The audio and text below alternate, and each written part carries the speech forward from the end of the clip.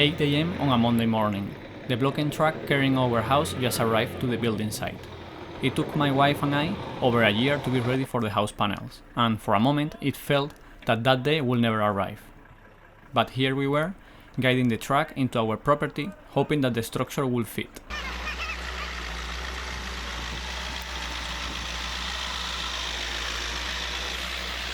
Un caballo.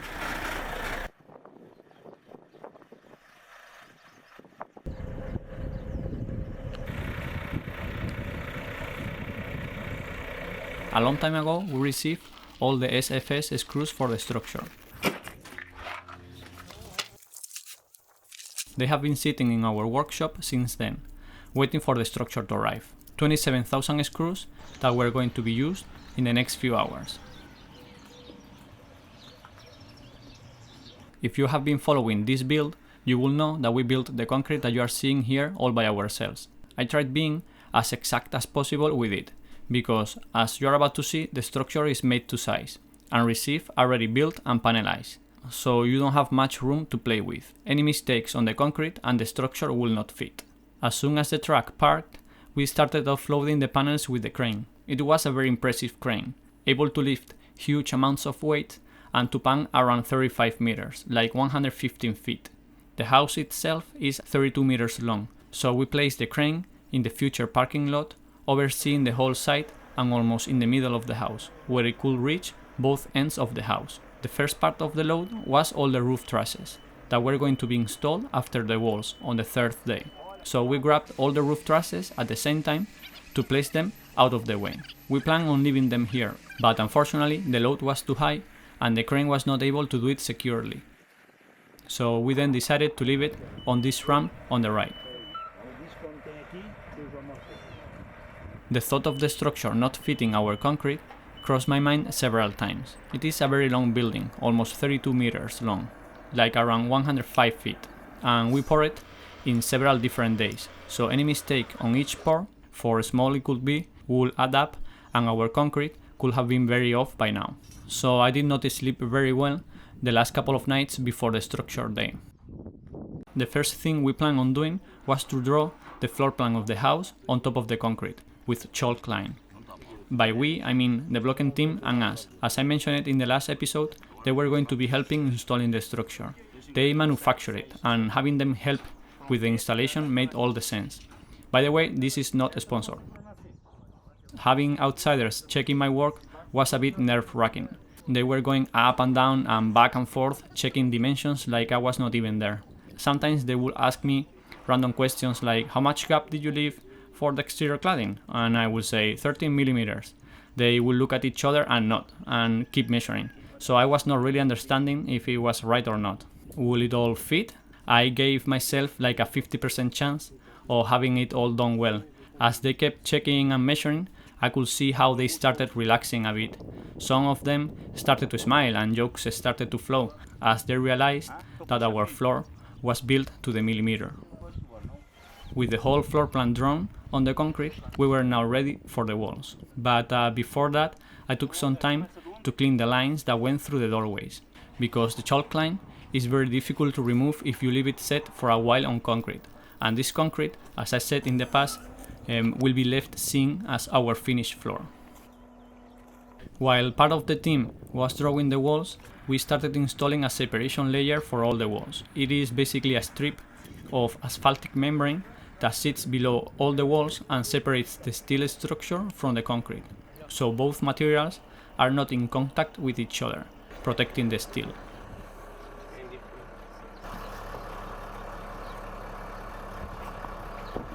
This is the master bathroom wall panel. The hole you see in the middle is for the fireplace casing. We will have a two-sided fireplace in our bedroom, which will be also open from the bathroom.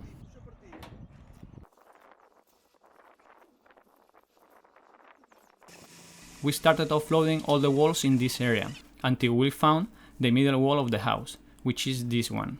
This wall is the main kitchen wall. It has a huge window in it that will oversee the patio, and is exactly in the middle of the north facade. We wanted to put this one in place and use it as the main reference wall for the whole layout. Unfortunately, I did install some electrical conduits in the floor and did not tell blocking beforehand. So we needed to cut a hole in the bottom of the wall to let the pipes through.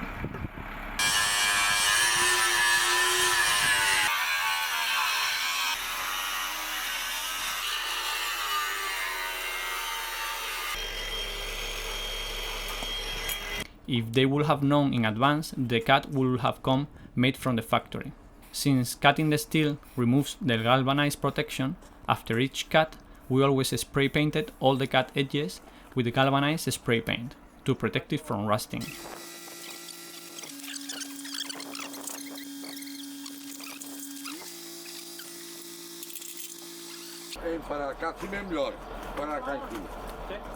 Now normally they temporarily nail the wall to the concrete with a concrete nail gun and brace the structure using steel studs. I did not let blocking use their nail gun in our concrete just because I did not want to risk having small cracks in the concrete floor, especially in the last portion of the floor that was still not completely cured, as we poured that concrete only 4 days before this. This is a temporary bracing just to hold the wall more or less in place while we install the rest. ¿Te va a hacer famoso? With that first wall in place, we started installing walls on both sides of it, making sure they were perfectly aligned, then screwed them together temporarily and added another bracing.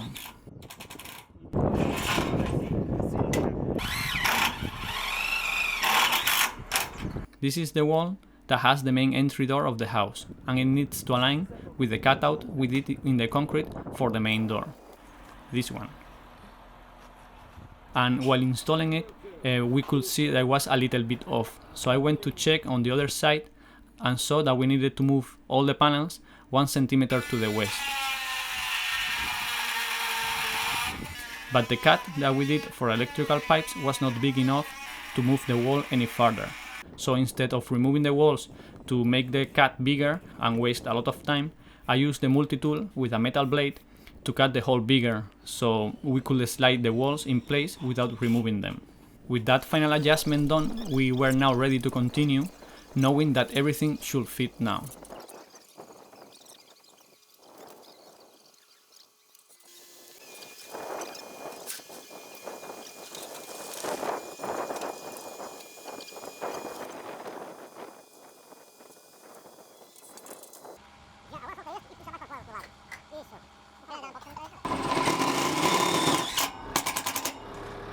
We were making progress on both sides, so while some will be temporarily securing and bracing one wall, others will be placing the next wall on the other side of the building.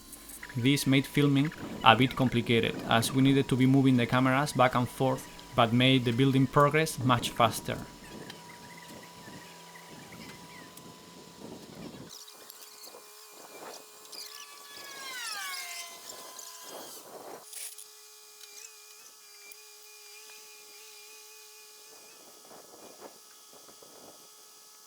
Подбачай, бач. Давай.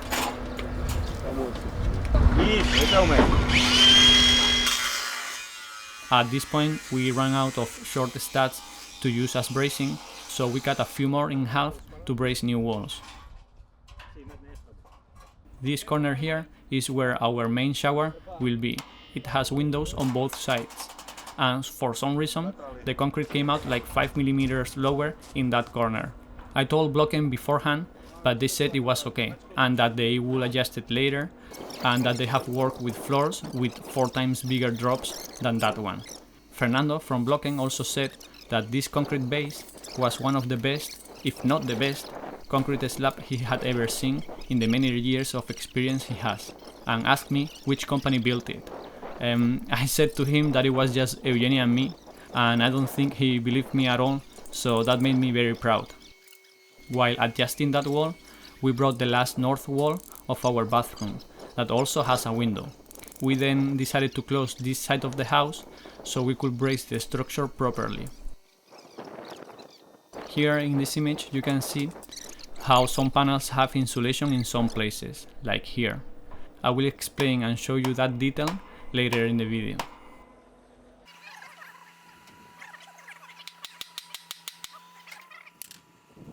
This was the last wall we installed before lunch. It was 1 p.m. already and everyone was getting hungry, so we went to a local restaurant for some good Portuguese food. Porque tu já lhe conta que vocês E bateram. ali para baixo. Hã?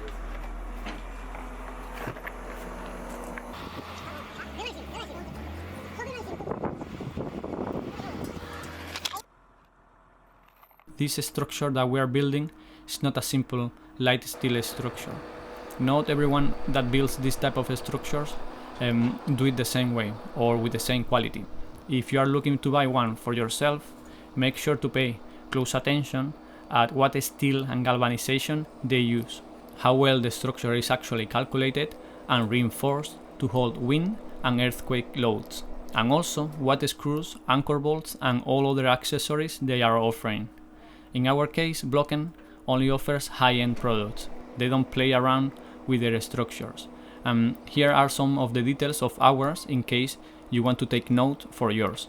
The steel that we use is S280 GD, which is a very strong structural steel with a yield strength of at least 280 megapascals with a thickness of 1.5 millimeters or 16 gauge if you are in the States.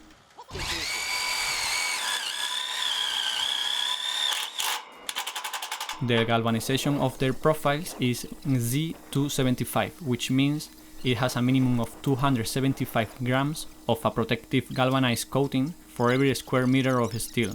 That galvanized coat protects the steel from rusting in the lifespan of the house. And the screws, as you already know, are from SFS, which are the top of the market. You cannot find any better fastener than this, period. And they come with a 25-year warranty, which says it all about the trust they have in their products. We install a total of 140 anchor bolts using L angles of 2.5 millimeters, which is a 12 gauge, and each anchor bolt goes inside the concrete around 20 centimeters deep, and it is secured with epoxy from Hilti. I will show you that process in just a minute. Anything lower than these specs will be, of course, cheaper. I am not sponsored by any of these brands at all, but I will not build my house any other way. Now, if you are actually building one and you want to save money, I understand that. I did it myself in the cabin as it was going to be a temporary home, but it is up to you where you decide to shave cost from. But do it knowing that you are also shaving on quality. We ordered this Blocken structure panelized, so all the panels come already assembled from their factory.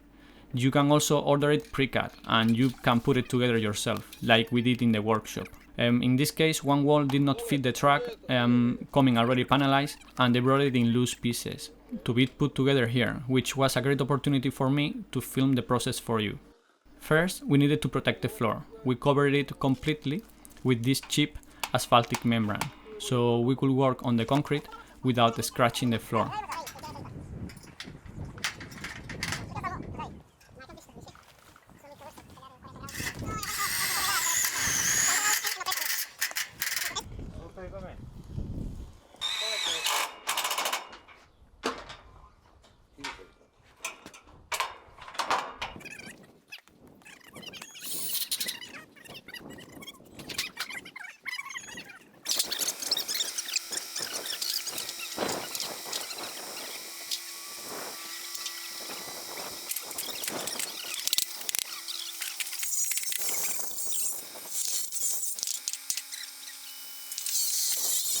We assembled the whole thing in a few minutes and screwed from one side.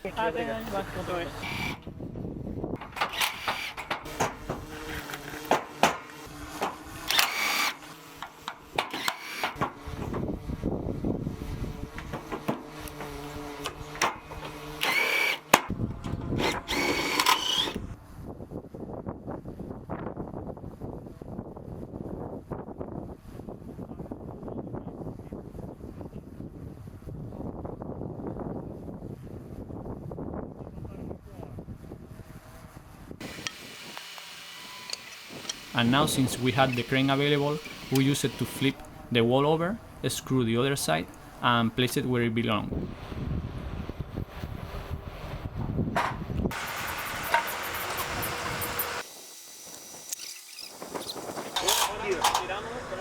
mano y esto así. Y rápido. ¿No?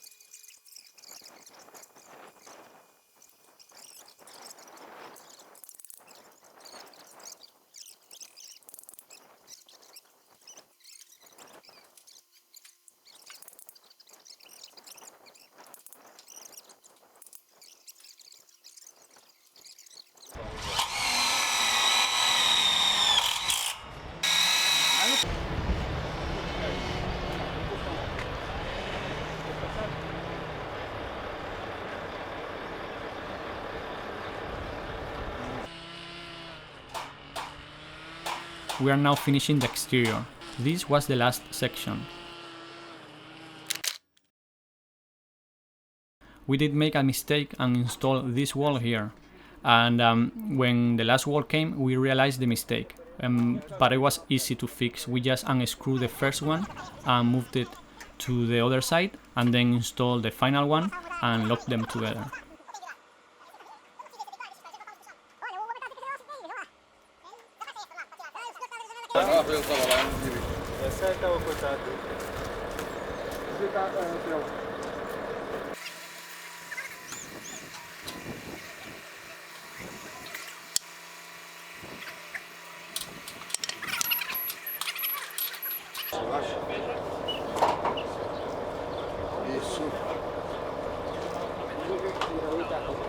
With all the walls in place, we secured some to the floor to temporarily lock them up so they will not move at all. As I said, blocking uses a concrete nail gun now, but I did not let them use it. Instead, I drilled the holes and placed a screw everywhere we wanted to lock a wall.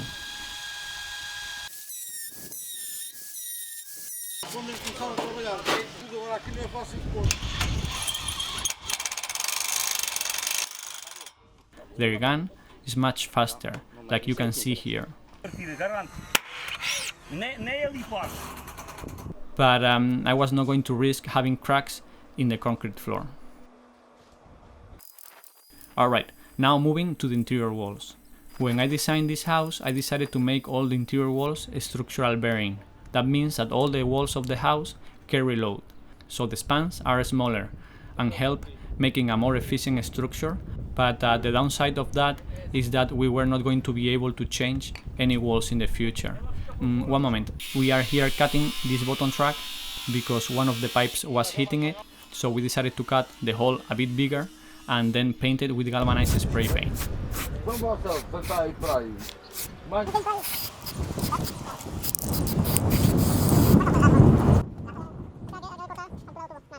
Back to what I was saying, not being able to change any walls in the future is not a big deal for us, as I know the layout will not ever change.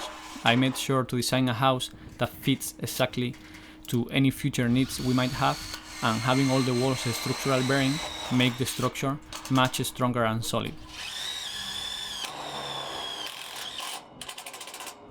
Tá bom, pronto, tá feito.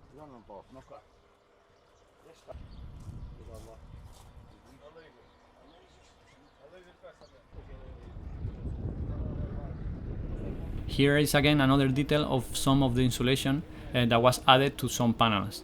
I will explain that in just a second. Vamos lá, 36?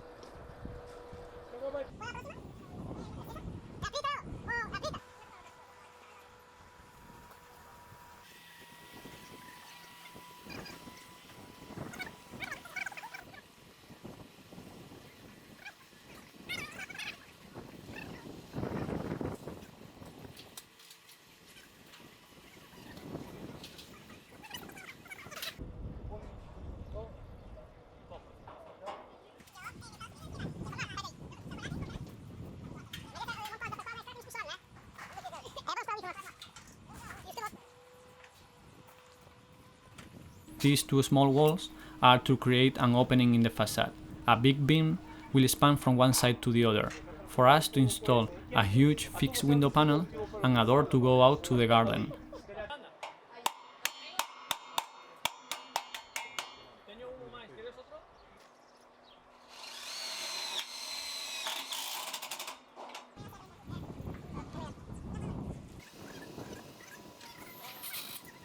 Alright, now we were only missing a couple of more walls to complete the house. This big wall is the end of the living room and it divides the house from the mechanical room.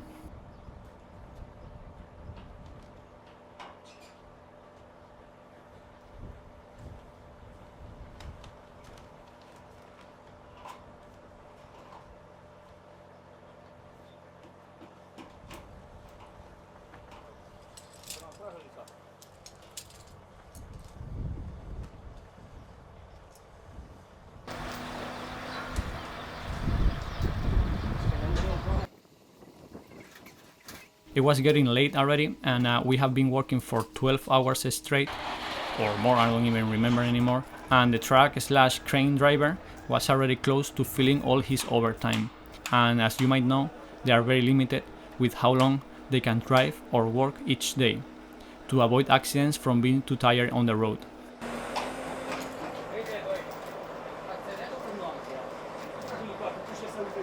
The police controlled them very thoroughly here in Portugal, so he unfortunately had to leave. There was only one last piece missing, the beam.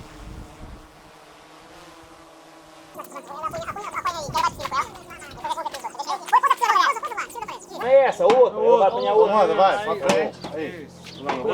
Agora viras para cá para ver o trabalho. Puxa para cá um pouco.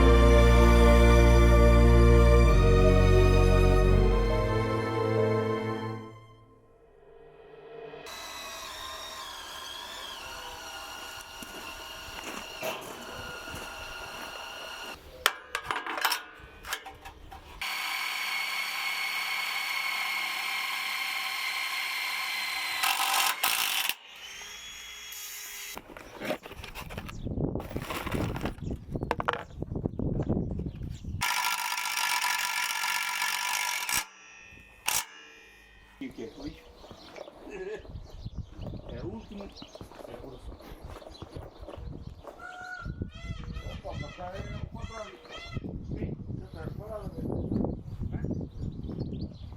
E quando vai ver o Deus.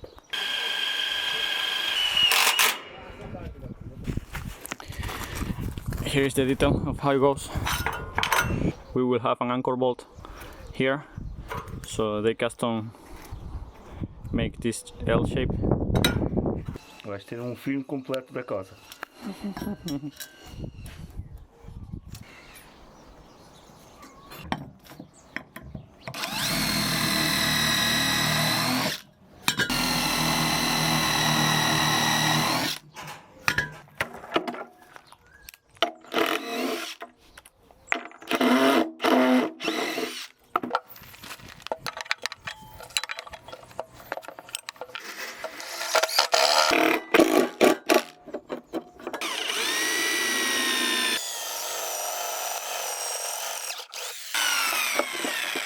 Passa na mala azul.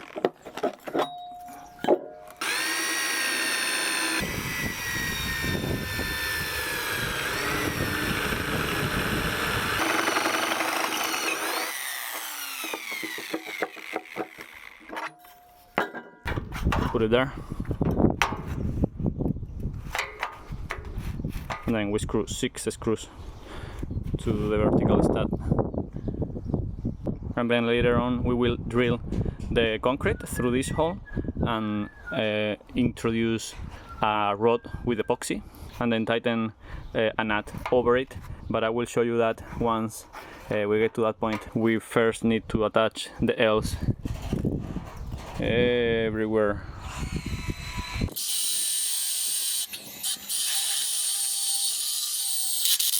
That I tried to show yesterday, but I don't think I was able to do it properly and I didn't have time to speak. So for example here, this stud is closed from here, you can see it's not open and it's closed from there, so we have a gap there that I wouldn't be able to put insulation inside. So when they assemble the wall at their factory, they put the insulation before screwing the final screw, so we don't have any gaps that are not insulated. As for example here, I can easily introduce insulation because I have enough space to insulate it, but all these places that are very narrow like this, you know, that is like less than an inch, less than 2.5 centimeters, then they put the insulation in it, so we have the whole thing insulated. Everything is insulated. Like for example, inside this there is insulation, so right now it's closed. You cannot put any insulation inside because everything is closed all around it. They did put insulation inside, as you can see. There's a you can see a little bit there of insulation sticking out. By the way, this is looking good, guys. That was one day of work. What? You can see here all this bottom part is pretty much perfectly horizontal. We didn't have to add anything to it. And now if we go to the corner, you can see there we needed to add, well, I didn't, Alex did add some chimes in here, so we make sure that this line is actually horizontal all the way through, and at the same time the top line is also horizontal. And that's what he's doing. He's going all over the place, making sure that we are fine in terms of height. But that's the only part. All the other sides are pretty much dead horizontal, as you can see. All the pipes fitted perfectly where it belonged. I was not too sure that I did a good job with it because we installed these pipes, I don't know, like a year ago when we were doing the foundation. This pipe over here is gonna be inside the wall. The wall is right here, so this pipe is gonna be actually hidden inside the wall. By the way, this pipe needed to be at 11 meters, 10 centimeters from that side of the house, as you can see. It's exactly there. So I wasn't 100% sure I wasn't going to be accurate enough to make it fit in the wall, because as you can see there are a lot of walls and there are a lot of dimensions and it's a matter of like millimeters, but everything fit. You see, this is the toilet, and this is water from the roof that will go all the way up through that hole and to the roof. But yeah, you can see here everything fitted like to the millimeter pretty much. So we have this one first that goes from here.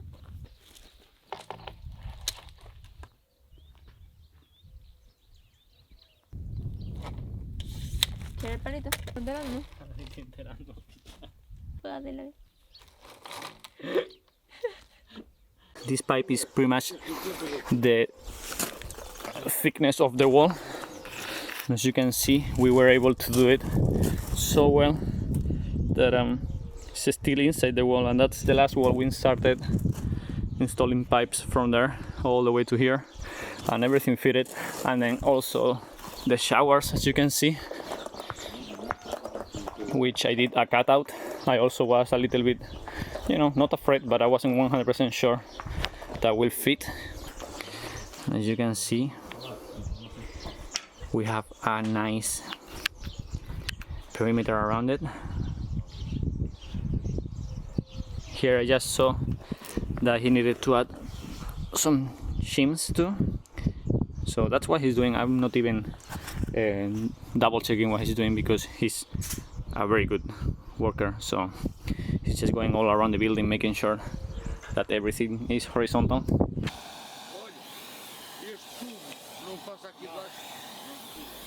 Alright, now we're gonna install an anchor bolt just in front of you guys here. We're basically drilling the concrete around 20 centimeters deep, and what you're seeing here is Fernando drilling and Alex with the vacuum removing all the dust that the drill makes, so we don't create a huge mess. And by the way, this is the last anchor bolt, so we already did all the 139 others. Here you can see with more detail, while Fernando is drilling, Alex is making sure to catch all the dust.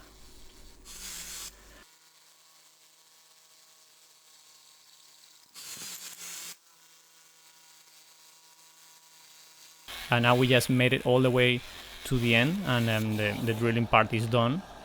And now Alex goes with compressed air, which basically is his favorite tool, and, and pushes air through in the hole, as you can see, while vacuuming and cleaning all the dust inside the hole. Now Fernando went for a very expensive tool. You can see Eugenia borrowed him her planting, or whatever it's called, her watering can. We fill the hole with water and now brush it with a specific brush that has the same diameter of the hole, and vacuum the whole thing. By the way, this vacuum, as you can see, can vacuum water, so that's why he's vacuuming the water. And now Alex comes back with his favorite tool, the compressed air, and pushes air inside the hole while vacuuming, so it removes all the dirty water.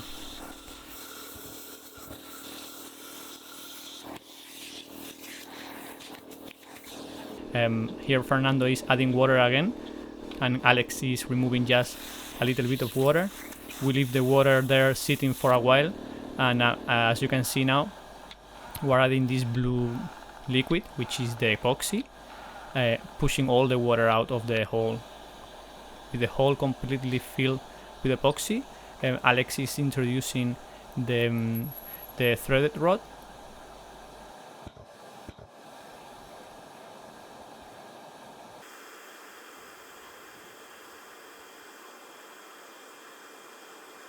And he finishes by cleaning all the water around the area.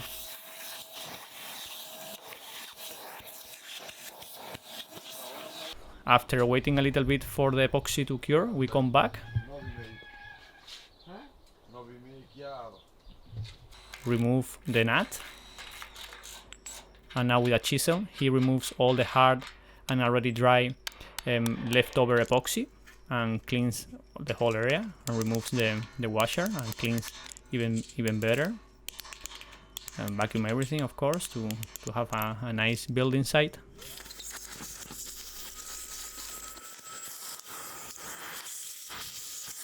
He puts the washer and then the nut and tightens the whole thing very hard.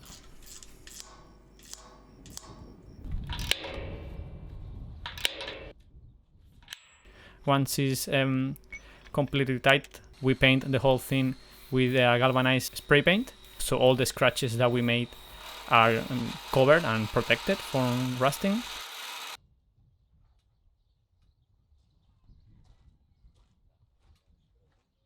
And as you can see, we have put all the anchor bolts in the whole house. Here's another. There on the corner, you can see on the upper corner, It's another, I missed it there in the camera, but there it is. And then we have another one, because interior walls also have anchor bolts, as they are all bearing walls, they are all structural walls. So yeah, that's pretty much it.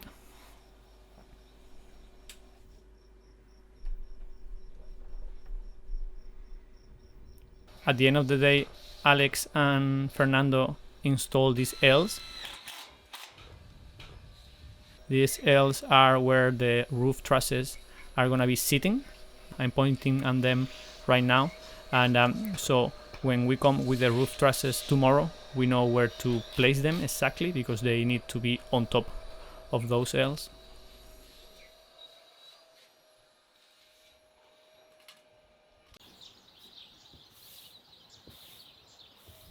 It's been a crazy week. We have everything ready now for the roof panels that are gonna come tomorrow morning.